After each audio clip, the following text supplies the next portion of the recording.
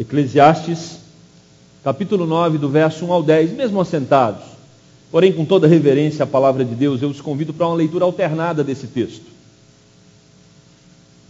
Assim diz a palavra do Senhor: deveras me apliquei a todas estas coisas para claramente entender tudo isto, que os justos e os sábios e os seus feitos estão nas mãos de Deus, e se é amor ou se é ódio que está à sua espera, não o sabe o homem, tudo lhe está oculto no futuro. Tudo sucede ao homem a todos, mesmo sucede ao justo e ao perverso, ao bom, ao puro e ao impuro, tanto ao que sacrifica como ao que não sacrifica, ao bom como ao pecador, ao que jura como ao que tem juramento. Este é o mal que há em tudo quanto se faz debaixo do sol. A todos sucede o mesmo. Também o coração dos homens está cheio de maldade. Nele há desvarios, enquanto vivem, depois rumo aos mortos. Para aquele que está entre os vivos, há esperança, porque mais vale um vivo do que um leão morto. Porque os vivos sabem que hão de morrer, mas os mortos não sabem coisa nenhuma, nem tampouco terão eles recompensa, porque a sua memória jaz no esquecimento. Amor, ódio e inveja, a eles apareceram, para sempre não tem eles parte de coisa alguma, e se faz debaixo do sol. Vai, pois, come com alegria o teu pão e bebe gostosamente o teu vinho, pois Deus já de antemão se agrada das tuas obras.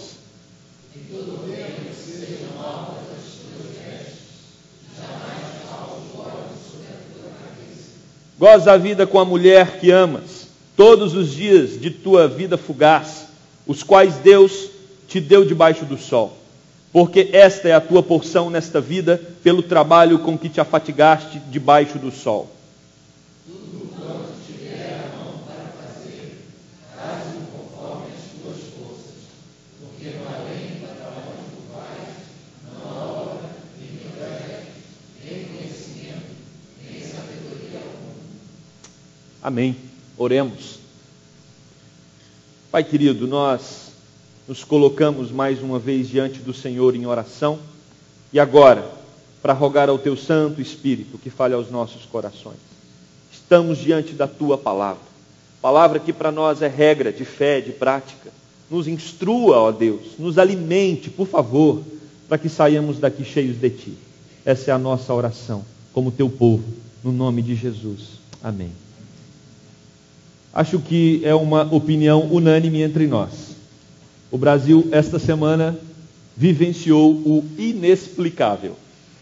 O inexplicável. Para todos os meios de comunicação que você ia, quer seja TV, rádio, jornais, revistas, Face ou qualquer outro sistema de comunicação em massa, nós percebemos que estavam todos atônitos diante de uma realidade que nenhum conseguia explicar ao certo o que estava acontecendo. Dia 5 de junho, acontece uma passeata em Brasília, uma manifestação de evangélicos, sob a liderança de alguns pastores e também de alguns políticos, aonde se reúne ali 70 mil pessoas, na maioria evangélicos, para protestar contra inúmeras coisas, dentre elas a corrupção no país. Algum tempo passa, alguns dias se passam, e nós temos mais um protesto em São Paulo, com o movimento do passe livre. E até aí, irmãos, parece que está tudo normal, porque o país, a nossa sociedade, ela tem esse costume de protestos, de manifestações, mas em pequenos grupos. De repente, uma avalanche de pessoas saem às ruas para protestar, para falar, para expressar de alguma forma a insatisfação de tanta coisa que eu acho que nós não conseguiríamos enumerar. Todos os cartazes que nós lemos nessa semana, dizendo a respeito de tudo que está acontecendo na nossa casa, na nossa pátria, que está em desordem. E sem dúvida nenhuma, nós podíamos ver nos nossos políticos uma ansiedade, uma preocupação e até algum grau de desespero por não entender o que estava acontecendo. E na tentativa de explicar esse movimento, nós caímos num fato que é o fato de que nem todas as coisas são explicáveis e por enquanto ninguém consegue explicar o que aconteceu ao certo, pelo tamanho, pela proporção que foi. E é claro que teses de doutorado vão surgir a partir de agora para dizer o momento que nós estamos vivendo no Brasil e como isso se deu e que rumo isso vai tomar. Mas o certo é que nós estamos diante de algo que não conseguimos explicar. Mas na vida é assim. Não só o que aconteceu essa semana. Certamente, se fosse para você fazer uma lista pessoal, existem muitas situações na sua vida pessoal que você não tem explicação para elas. E por isso eu quero propor para pensarmos nessa noite, celebre a sua vida diante do inexplicável. Nós já vimos com Salomão que quanto mais tentamos explicar aquilo que não é possível, quanto mais usamos a sabedoria para desvendar mistérios, corremos o grande risco de complicar mais ainda a situação. Ou seja, na tentativa de descomplicar, podemos complicar. Na tentativa de entender, podemos entender menos ainda. E agora Salomão vem nos convidar para aprender a viver diante de uma realidade que nem sempre é uma realidade explicável.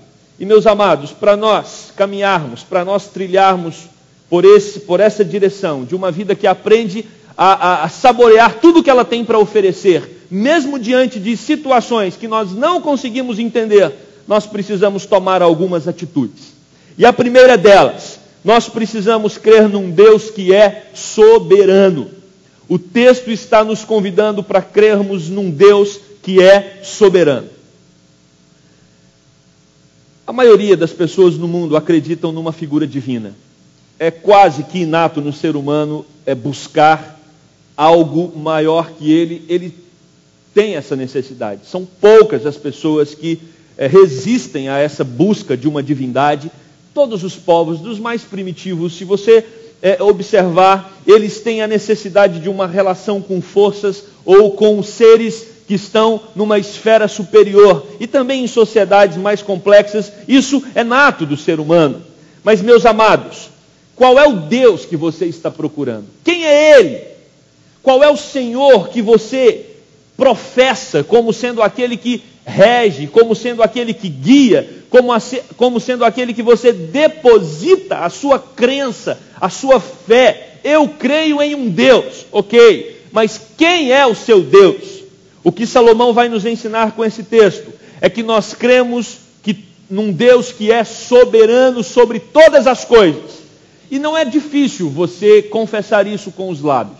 É até fácil, uma vez que, por dedução, nós entendemos que o nome ou o termo Deus já dá a ideia de um ser superior, de um ser que detém nas suas mãos o poder, e à medida que nós depositamos nesse ser a nossa confiança, é porque nós acreditamos que ele é maior que nós, ou que ele tem uma força que está acima dessa força natural que os próprios seres humanos têm.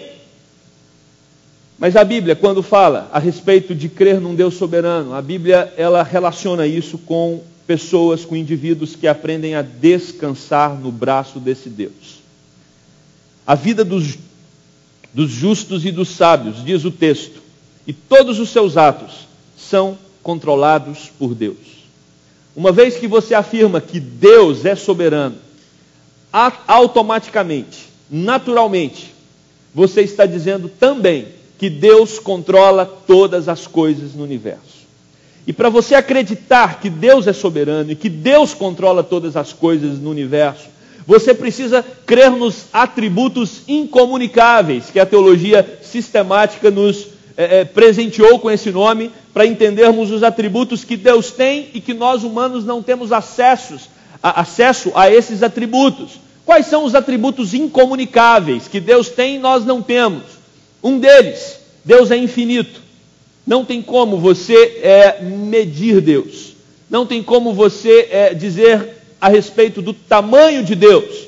Porque Deus não se mede, Deus é espírito. E não dá para estabelecer uma dimensão física para Deus. Nós somos finitos.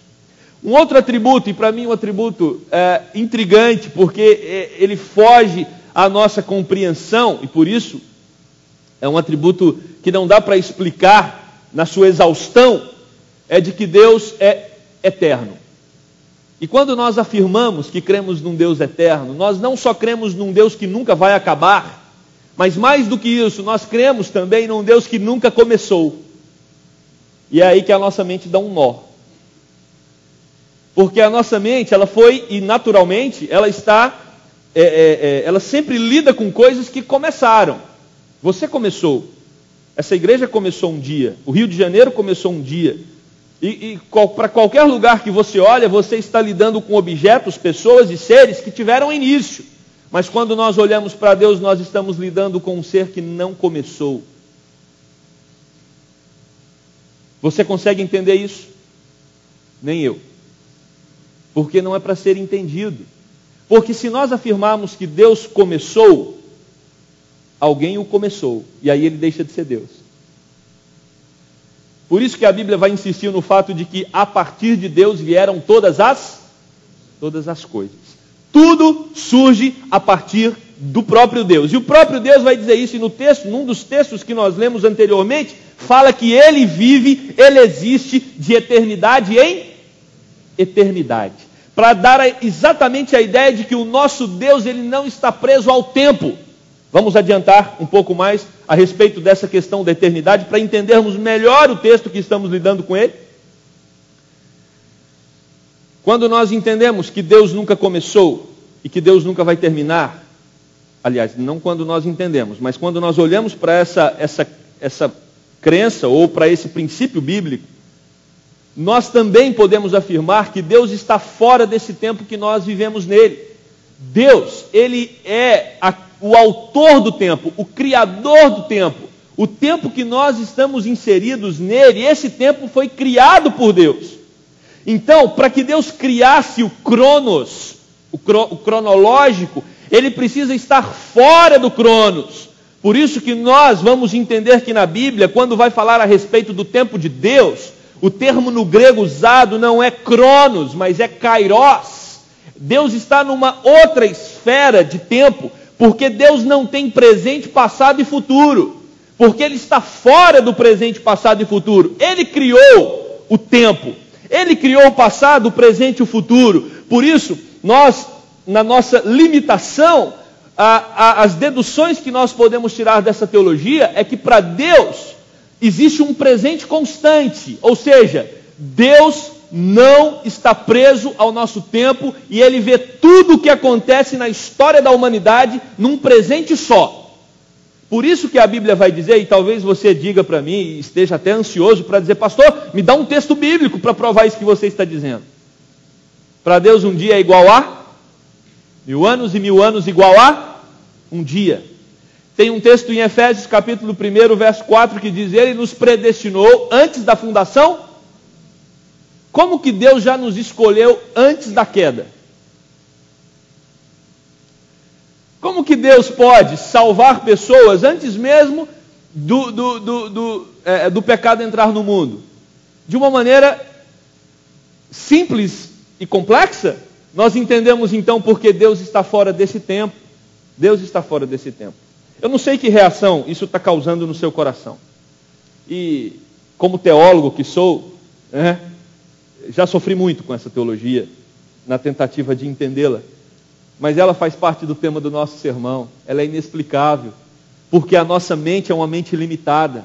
A nossa mente é uma mente temporal. Não dá para entender um ser que é atemporal. A nossa mente está presa à finitude. Não dá para entender um ser infinito. Então, quais os recursos que nós temos? O recurso que nós temos é olhar para esse livro e crer nele pela fé. E esse livro fala que Deus criou todas as coisas. E esse livro fala que o nosso Deus é eterno. E quais as reações que nós devemos ter diante disso? Uma das reações que nós devemos ter diante disso é tranquilizar o nosso coração, porque temos um Deus que não se surpreende com o futuro. O futuro talvez para você seja alguma coisa que provoca ansiedade. Você fica ansioso, porque você não sabe o que vai acontecer no dia de amanhã. E olha, Como os bancos já descobriram isso? Você liga no banco para pegar o seu extrato do dia e eles querem te oferecer mais um seguro de vida. Porque você não sabe o que vai acontecer amanhã. Vai que acontece alguma coisa. Essa semana me ofereceram mais um seguro de vida. E eu disse, olha, eu não quero mais. Meu futuro está nas mãos de Deus, porque senão a gente não aguenta. Lidamos com essa preocupação com o amanhã, e por Deus ser eterno, por Deus saber do nosso amanhã, a palavra que eu quero trazer para o seu coração nessa noite é: tranquilize a sua alma. O amanhã, para Deus, ele é tão óbvio e tão patente como o seu ontem. Deus vê o seu ontem, o seu hoje e o seu amanhã num tempo só. Tranquilize o seu coração. Te faço uma pergunta. Ele cuidou de você até aqui? O mesmo cuidado que ele dispensou a você até o dia de hoje. E quando você olha para trás, você pode enumerar as inúmeras bênçãos, livramentos, proteções, cuidados do Senhor derramados sobre a sua vida. E diante disso você pode dizer: o Deus que cuidou de mim até aqui é o Deus que vai cuidar da minha vida para todo sempre, porque Ele é um Deus que controla toda a minha existência. Ele sabe de tudo o que vai acontecer na sua jornada e na sua caminhada. Por isso, Ele é um Deus soberano que controla a vida do justo e do sábio. Deus sabe o que vai acontecer com essa nação. Deus sabe os rumos do nosso país. Deus sabe qual foi o propósito de tudo o que aconteceu nessa semana. Deus sabe o quanto isso, ou a reação disso diante das autoridades. E nós, como povo de Deus, entendendo que o nosso Senhor tem controle sobre todas as coisas, sobre tudo o que se sucede debaixo do sol, nós só temos uma saída: recorrer a esse Deus em oração, depositar nele a nossa confiança e entender que todos os fatos que acontecem na terra, todos os fatos que acontecem na nossa vida estão no controle absoluto de Deus. E Jesus insistentemente procurou ensinar isso para os seus discípulos e para aqueles que o seguiam. Jesus disse de maneira clara: não andeis ansiosos por coisa alguma. Porque uma folha seca que cai da árvore, ela cai com a permissão do Senhor. Porque um fio de cabelo que cai da nossa cabeça, ele cai com a permissão do Senhor. Tudo o que acontece no mundo está no controle absoluto de Deus. E nós precisamos crer nisso. O nosso Deus é soberano. O nosso Deus é Deus poderoso. O nosso Deus é Deus verdadeiro. O nosso Deus é justo, que cumpre as suas promessas. A nossa confissão de fé, nós temos uma confissão de fé que foi escrita no século XVIII, chamamos de confissão de fé de Westminster, porque foi escrita por um grupo de teólogos na abadia de Westminster, na Inglaterra, e ela diz o seguinte a respeito dessa figura de Deus como sendo Deus soberano, no capítulo 2, de Deus e da Trindade Santíssima. Diz assim: Deus tem em si mesmo e de si mesmo toda vida, toda glória, bondade e bem-aventurança. Ele é todo suficiente em si e para si, pois ele não precisa das criaturas que trouxe à existência. Não deriva delas glória alguma, mas somente manifesta a sua glória nelas, por elas, para elas e sobre elas. Ele é a única origem de todo o ser. Dele, por ele e para ele são todas as coisas, e sobre elas tem ele soberano domínio para fazer com elas, para elas e sobre elas, tudo o quanto quiser. Ou você crê nesse Deus, ou você pode criar uma figura de um Deus menor, ou como foi chamado na teologia durante a história, num demiurgo, um Deus menor, um Deus pequeno, que você pode domesticá-lo, que você pode controlá-lo, que você pode manipulá-lo, que você pode usá-lo para fazer as suas vontades. E esse tem sido o caminho de muitos. Pessoas que não conseguem se submeter a essa figura de um Deus soberano e poderoso, e que criam figuras divinas que estão a seu favor, que na verdade então o Deus da história e da relação é o indivíduo. uma figura divina que está prestando um serviço à criatura. Nosso Deus não se presta a isso. Nosso Deus é Deus soberano. Nosso Deus, Ele, como diz a Confissão de Fé de Westminster, baseada numa série de textos, nosso Deus é feliz em si mesmo. Nosso Deus é glorioso em si mesmo. O nosso Deus é pleno em si mesmo. E talvez você esteja se sentindo um nada aqui hoje à noite. Pô, então o que eu vim fazer nessa igreja, já que Ele é pleno em si mesmo? Você veio aqui porque esse Deus que é soberano, e tem um cântico que diz isso: Tu és soberano sobre a terra, sobre os céus Tu és Senhor absoluto. Mas apesar dessa glória que tens, Tu te importas comigo também. E o Senhor vem até mim, através do Teu Filho, Jesus Cristo, para me chamar, para fazer parte da sua família. Esse Deus soberano, esse Deus majestoso e glorioso, Ele te ama de tal forma que Ele envia o seu único Filho para morrer numa cruz, para pagar o seu pecado, para que você faça parte da família dele e viva com Ele eternamente. Esse Deus está assentado no trono, diz o Salmo 123, versículo 1, A Ti elevo os meus olhos, a Ti que ocupas o trono nos céus. A nossa relação, meus amados, com esse Deus soberano e poderoso precisa ser marcada pela reverência e pelo temor. Reverência e temor. Temor não é ter medo. Temor é ter respeito. Respeito revestido de uma reverência tremenda, porque nós estamos de um ser que não é dominado por nenhum ser humano. Nós estamos diante de um ser que é majestoso e poderoso. E se você crê nesse livro sagrado, você crê que esse Deus é capaz de abrir um mar para que o seu povo passe. Se você crê nesse livro sagrado, você crê que esse Deus é capaz de derramar comida do céu para o seu povo enquanto está no deserto. Se você crê nesse livro, você crê que esse Deus é capaz de, com o seu povo pequeno e com armas limitadas, fazer com que o seu povo de Israel vença exércitos enormes e poderosos. Se você crê nesse livro, você crê que esse Deus é capaz de falar para o paralítico: levanta e anda. Se você crê nesse livro, você crê que esse seu Deus é capaz de falar para Lázaro, que estava morto há 4 dias, Lázaro, sai do túmulo e toma a vida novamente. Se você crê nesse Deus, você está diante de um Deus que pode todas as coisas, porque Ele é o Senhor soberano, Senhor absoluto, Senhor que está assentado no trono, e diante dele nós temos que ter santa reverência e santo temor. Deus que zela pelo seu nome, por isso um dos mandamentos do decálogo é: não tomarás o nome do teu Deus em vão. Deus que exige do seu povo também obediência e submissão. Uma vez que você crê que Ele é Deus, você se coloca na posição de criatura. Uma vez que você crê que Ele é Senhor, você se coloca na posição de servo e obedece às suas instruções e aos seus mandamentos. E por isso, nós também podemos concluir que se esse Deus é grande, poderoso e tremendo, Ele também é digno do meu louvor e da minha adoração. E por isso viemos aqui nessa noite dizer para Ele: para te adorar foi que eu nasci.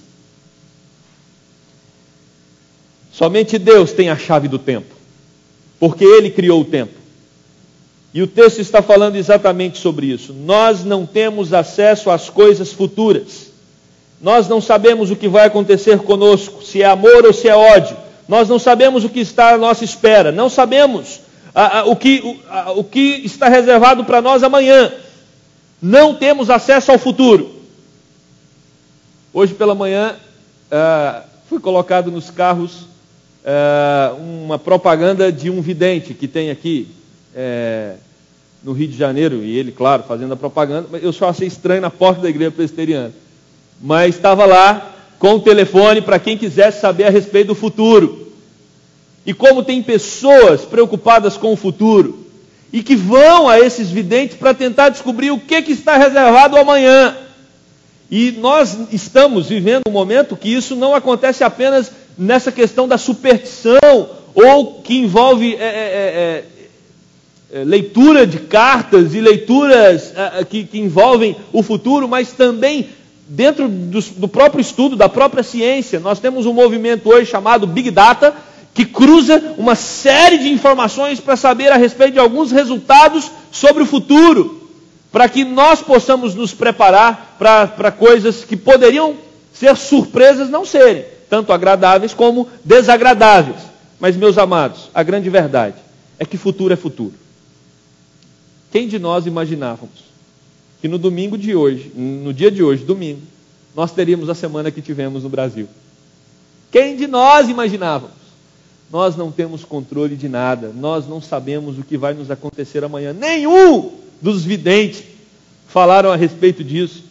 Nenhum dos cientistas políticos previa um movimento com tamanha proporção. Não se encontrou qualquer imprensa ou qualquer jornal que norteou, que direcionou essa possibilidade.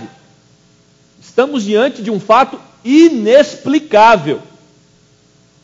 Mas é certo que esse fato não foi novidade para o Senhor, porque Ele é o Deus que controla o tempo. Ele é o Deus que controla todos os seus dias. E sabe quem escreveu isso? O salmista Davi, no Salmo 139, verso 16, ele diz: os teus olhos me viram a substância ainda informe. Os teus olhos me viram a substância ainda informe.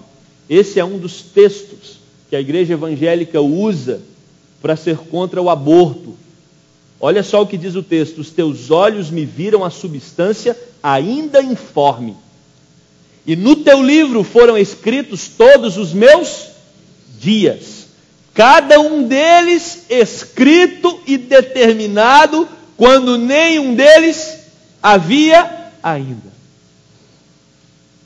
E talvez você pode pensar nesse momento: então, para que orar?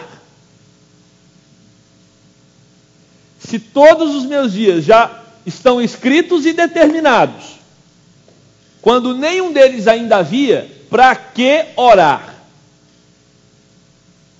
Meus irmãos, os nossos dias estão escritos e determinados no livro de Deus.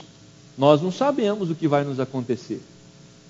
Não vai ser novidade para Deus, mas o nosso futuro é novidade para nós. Para que orarmos? Primeiro, nós não oramos para mudar os planos de Deus. Ponha isso na sua cabeça. Seria até uma tolice a nossa oração querer mudar os planos de um ser que nós cremos que é perfeito. Um ser que é poderoso. Um ser que, como a Bíblia coloca, é bom. Por que eu vou querer orar para mudar o plano de um ser que é bom? De um ser que é justo?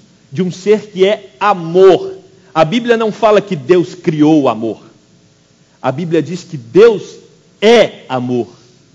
A Bíblia nos ensina que a vontade do Senhor é boa, perfeita e agradável. Para que eu vou usar essa ferramenta que o próprio Deus criou, chamada oração, para mudar os planos desse Deus? Não há necessidade, não há porquê. Então eu não tenho que orar para mudar os planos de Deus, até porque não vai dar certo. Mas eu tenho que orar para aprender a confiar mais nesse Deus. Deus sabe o que vai acontecer no seu amanhã, mas você não sabe. E você precisa confiar que Ele é o comandante do seu barco. E você precisa confiar que mesmo vindo as tempestades, o seu barco não vai virar, porque Ele está no controle de todas as coisas. Mesmo que você esteja vivendo dias difíceis, você precisa crer que Deus está com você. E nós oramos para isso. Nós oramos por entender que Ele está no controle e eu preciso estar perto dEle. Segunda coisa, nós oramos não para que Ele mude a sua vontade, mas para que nós enquadremos a nossa vontade na vontade dEle. Na nossa relação com Deus, o que precisa ser transformado é o nosso coração. Na nossa relação com Deus, a nossa oração precisa transformar a nossa vida, para que a nossa vida se enquadre naquilo que Ele tem proposto para nós. Que a palavra de Deus vai colocar, sem dúvida nenhuma, é infinitamente melhor. O que Deus tem para nos dar é infinitamente melhor do que aquilo que nós podemos pensar, do que aquilo que as nossas mãos podem produzir. Aprenda a confiar nesse Deus soberano.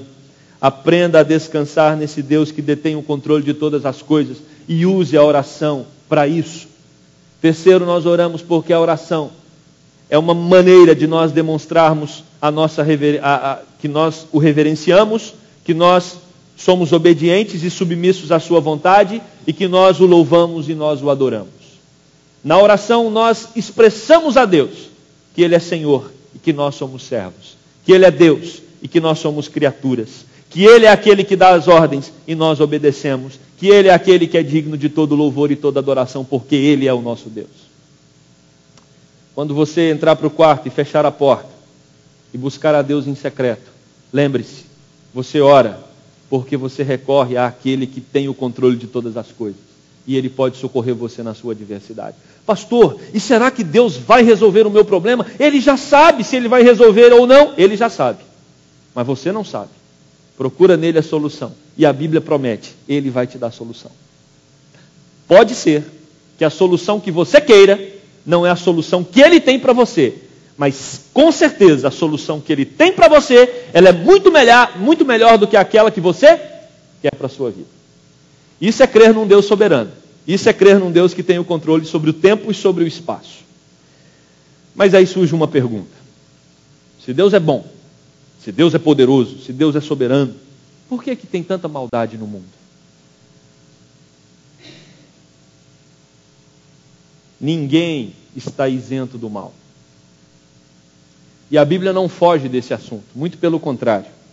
A Bíblia nos instrui claramente a respeito disso. Nós temos um Deus que é soberano, nós temos um Deus que é bom, nós temos um Deus que é justo, e nós temos tragédias acontecendo ao nosso redor. E esta semana, usando mais uma vez a ilustração, nós temos o retrato disso. Vimos pessoas, e naquela multidão não dá para a gente julgar cada um dos corações, mas certamente muitos estavam ali porque já não aguenta mais tanta desonestidade, tanta corrupção, tanta falcatrua, tantas coisas horríveis acontecendo na estrutura política do nosso país. E quando olhamos ao nosso redor, o que nós percebemos é maldade sobre maldade sobre maldade. E perguntamos, aonde Deus está? E a filha do doutor e pastor Billy Graham, quando os aviões chocaram com as torres gêmeas lá nos Estados Unidos, no 11 de setembro, os americanos começaram a indagar, aonde Deus estava quando isso aconteceu? E a resposta dela num artigo que ficou famoso no mundo inteiro, ela disse, é muito interessante.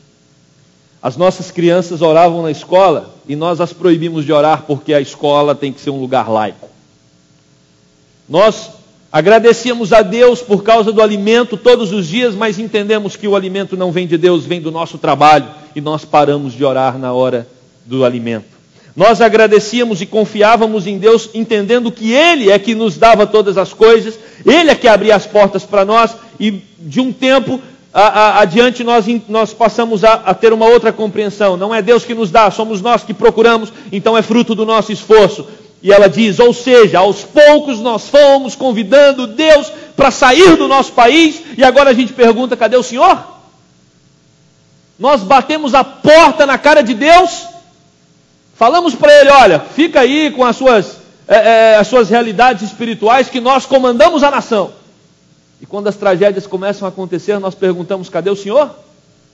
Meus amados, toda desordem do mundo, toda maldade que brota no meu e no seu coração e que brota também na sociedade, essa maldade não tem origem em Deus, porque Deus não é mau, Deus é bom. E por que Deus é bom? Porque a Bíblia diz que Ele é bom e muito mais, porque Deus revela a sua bondade e o seu amor na cruz do Calvário. Presta atenção, sem entender a cruz nós não vamos compreender o amor de Deus e o quanto Deus é bom. É ao enviar o seu único filho para morrer numa cruz é que nós entendemos a dimensão da bondade de Deus. Porque só um Deus bom daria o seu único filho para morrer a favor de pecadores como nós. Mas a maldade entrou no mundo e a Bíblia diz que foi pelo homem que a maldade entrou no mundo. Maldade, irmãos, é uma decisão simples. Maldade é você decidir dar as costas para Deus e distanciar-se dele. Isso é maldade. Se Deus é bom, tudo que distancia de Deus se torna mal. Se Deus é luz, tudo que se distancia de Deus se torna trevas.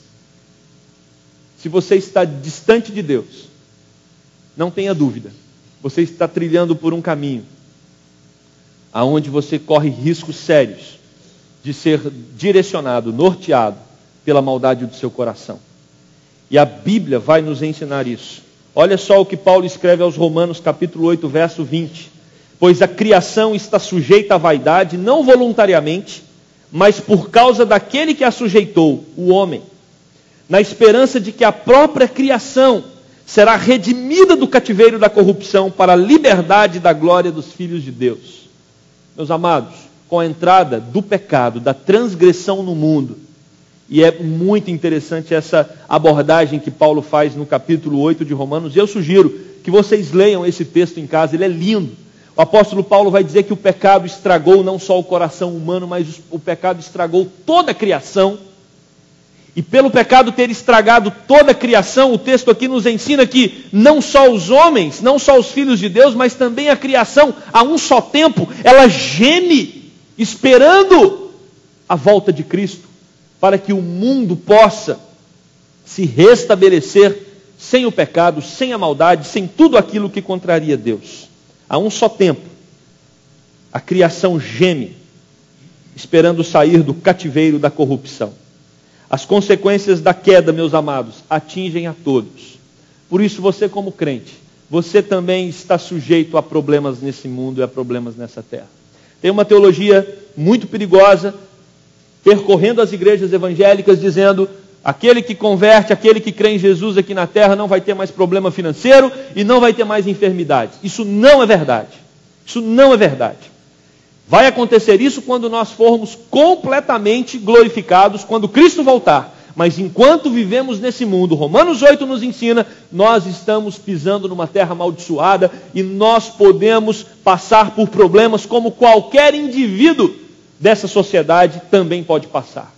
Enfermidades atingem aqueles que não creem no Senhor Jesus. Enfermidades atingem aqueles também que creem no Senhor Jesus. A diferença é que nós temos o Senhor para nos sustentar. Nós temos o Senhor para nos auxiliar nas dificuldades e nas adversidades. Nós temos Ele para ser o nosso porto seguro enquanto nós atravessamos os dias difíceis nessa terra. Mas o texto também vai dizer que a pior das consequências com a entrada do pecado e com a maldade no mundo é a morte. E Salomão, mais uma vez, ele olha da morte para a vida. Ou seja, todos nós vamos morrer. Essa é uma certeza que não precisa de eu falar dela. Eu e você sabemos que isso vai acontecer. Por isso, meus amados, o texto diz, olha, não é surpresa para ninguém que um dia nós vamos nos silenciarmos da nossa existência aqui na terra. Os versos 3 e 4 vão tratar disso. Aí Salomão usa um provérbio que era comum naquela época. Mais vale um cachorro vivo do que um leão morto. Mais vale um cachorro vivo do que um leão morto. Morreu, acabou, gente.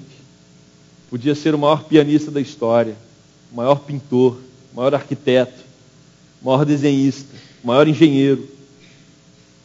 Podia ser uma pessoa genial. Quando ela morre, ela acaba. Ela desliga-se dessa terra. É duro dizer isso, mas ao mesmo tempo é importante alertar você de um perigo. Tudo que você constrói aqui na terra fica. Você não leva nada daqui. Por isso que Jesus vai nos alertar. Foquem nas coisas que são eternas. Cuidado com o que é corruptível. Porque às vezes nós nos empregamos, nós nos dedicamos, nós nos tornamos cada vez mais pessoas empenhadas investindo em coisas que vão ficar. E esquecemos de focar naquelas coisas que têm repercussão por toda a eternidade. Muito cuidado com o que você tem feito com a sua vida. Muito cuidado com os valores que você tem se dedicado a eles. O pecado entrou no mundo, irmãos, e com o pecado a morte, diz Paulo em Romanos 5. Mas assim também a morte passou a todos os homens, porque todos pecaram. Eu e você estamos diante dessa realidade e nos depararemos com a morte. Mas eu quero dizer uma mensagem de vida nessa noite. Jesus veio para mudar essa história. Jesus veio para transformar esse final tão trágico, tão triste. Porque a palavra de Deus é o livro da esperança. E diante do inexplicável, nós precisamos ter esperança. Nós precisamos crer com fé. O vivo tem esperança. O vivo ainda tem consciência de que vai morrer. Vocês que estão me ouvindo, diferente dos mortos que não podem ouvir mais, talvez hoje seja dia de você tomar uma decisão importante. Qual é o valor que você vai levar para toda a eternidade? O que pode transportar você desse mundo passageiro para uma realidade eterna? E aí eu tenho uma mensagem poderosa, uma boa nova. Só Jesus pode transportar você dessa realidade limitada. Daqui 100 anos, eu não sei quem de nós teremos os nomes lembrados pelas nossas descendências ou pela história. Mas você pode ter o seu nome escrito no livro da vida. É só crer no Senhor Jesus como seu único Salvador e o seu nome será lembrado por Deus por toda a eternidade. Porque há de chegar o dia em que Ele vai te chamar para entrar na vida eterna e vai dizer: vinde, bendito de meu Pai, a sua morada eterna está preparada. Porque você creu que o meu filho veio ao mundo, morreu numa cruz, mas ressuscitou para garantir para você a vida eterna. E é por isso que Salomão está dizendo: olha, você que está vivo, ainda há esperança para você. Resolva a sua questão espiritual o mais rápido possível. Até por uma questão óbvia. Nós não sabemos quanto tempo viveremos. Deus sabe, mas nós não sabemos. Não sabemos quantos dias ainda temos nessa terra. Os mortos não têm parte em nada do que acontece debaixo do sol. Esse versículo 6 me chamou a atenção. Olha o que diz a parte B dele. Em parte alguma do que se faz debaixo do sol, os mortos têm alguma parte. O que Salomão quer dizer com isso? Salomão quer dizer que não há contato desse mundo com o mundo dos mortos. E a Bíblia vai dizer isso em outros textos também. Necromancia. Necromancia. Não há contato dos mortos com o nosso mundo. Tá? Não há contato. Pastor, mas eu tenho um amigo que já foi, já fez e já viu. Pode ser que tenha visto mesmo. Mas o que a Bíblia deixa claro para nós é que não foi a pessoa que morreu que apareceu. Existe uma realidade espiritual. Eu tenho amigos que...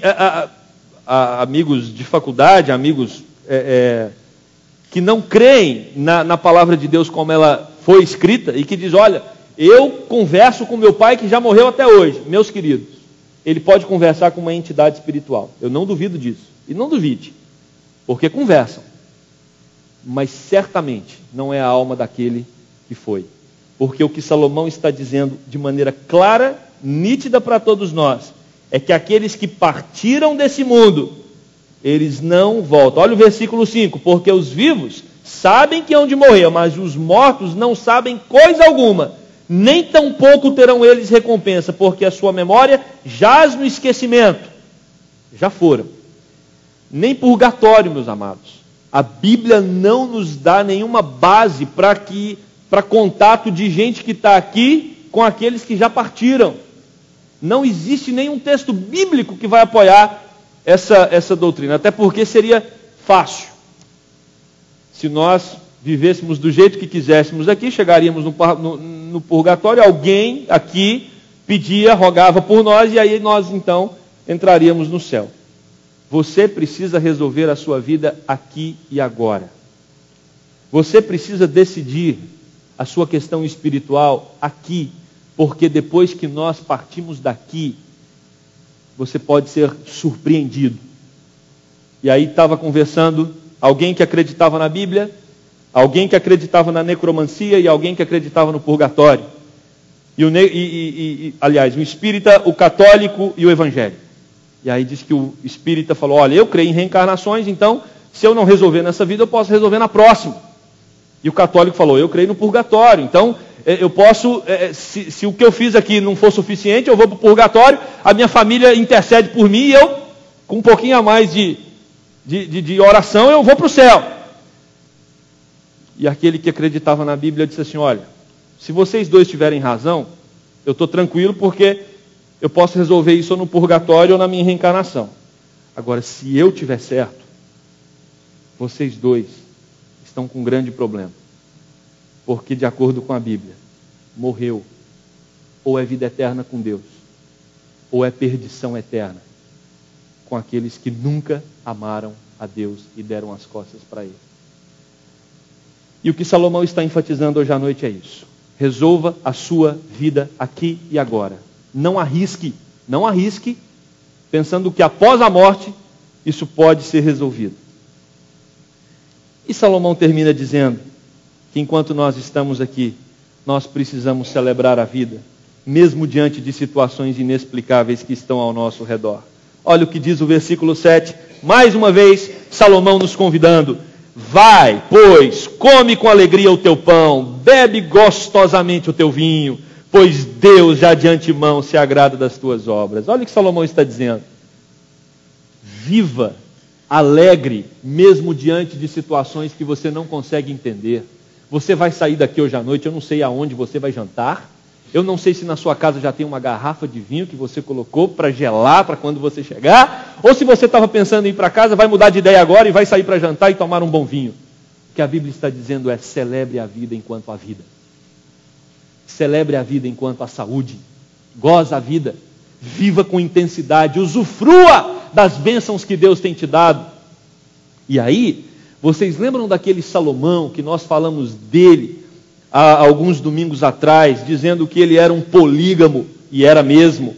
Um homem que por causa dessa poligamia teve um custo alto diante de Deus, porque trouxe consequências desastrosas para a relação dele com Deus.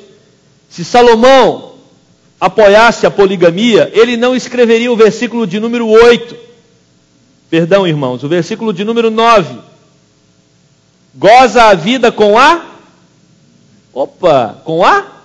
mulher que amas. Salomão sabe o que é certo. Ele fez o que é errado, mas ele sabe o que é certo.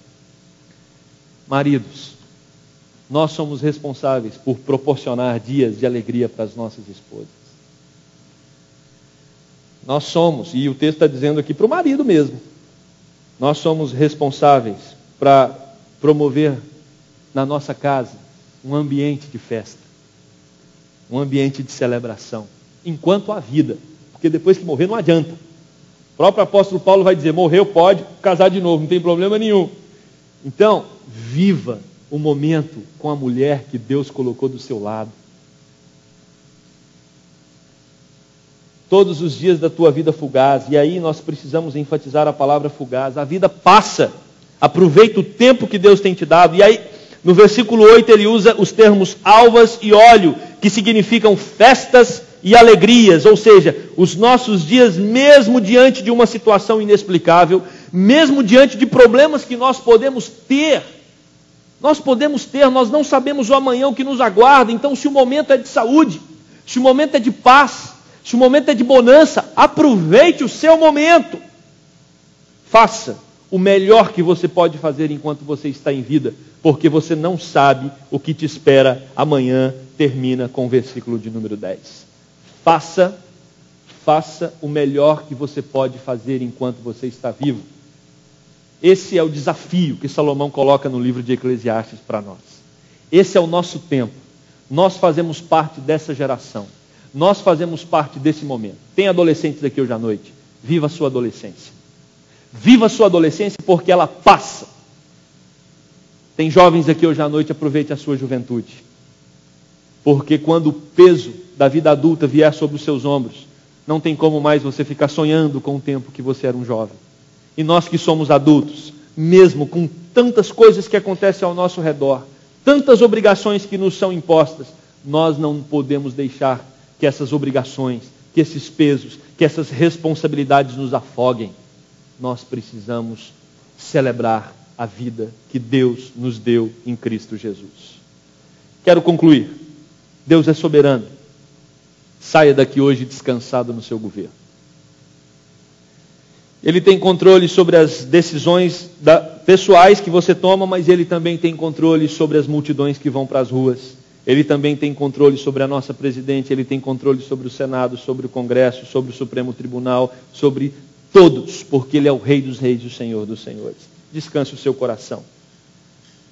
Outra conclusão: o mal atinge a todos os seres humanos. E talvez você entrou aqui hoje à noite e seu coração não está para celebração. Seu coração não está para alegria. Você está angustiado. Você está sofrendo. Você está sendo provado com questões que estão pesando sobre a sua vida. Eu quero dizer para você que Jesus veio ao mundo para carregar os seus fardos, para aliviar o seu momento, para te ajudar, para te dar suporte, para te sustentar na adversidade. É isso que a Bíblia nos ensina. Mas se você está vivendo dias tranquilos, dias de bonança, dias de paz, aproveite a vida com a sua família. Aproveite a vida que Deus tem derramado sobre você. Reestruture a sua vida e usufrua das dádivas que Deus tem te dado. Esse é o convite de Salomão com o capítulo 9 para nós. Estamos diante de situações inexplicáveis, mas confie no Senhor. Creia no Senhor, descanse no Senhor e aproveite a vida que o próprio Senhor tem dado a você enquanto a vida. Enquanto a vida. Que Ele nos abençoe. Amém. Vamos orar. Oh Deus, às vezes é difícil confiar no Senhor. Nosso coração insiste em não descansar na Tua soberania. Tem misericórdia de nós, aumenta a nossa fé, aumenta a nossa confiança. O Senhor é o Deus poderoso, o Senhor provou que cuida do Teu povo durante toda a história. Nós não temos razões nenhuma para desconfiar. O Senhor é o Deus que sustenta os fracos. O Senhor é o Deus que dá suporte àqueles que não conseguem mais caminhar. O Senhor é aquele que orienta os desorientados, que ilumina o caminho daqueles que estão perdidos. Por isso, Deus, nos ajude a confiar em Ti a cada dia mais.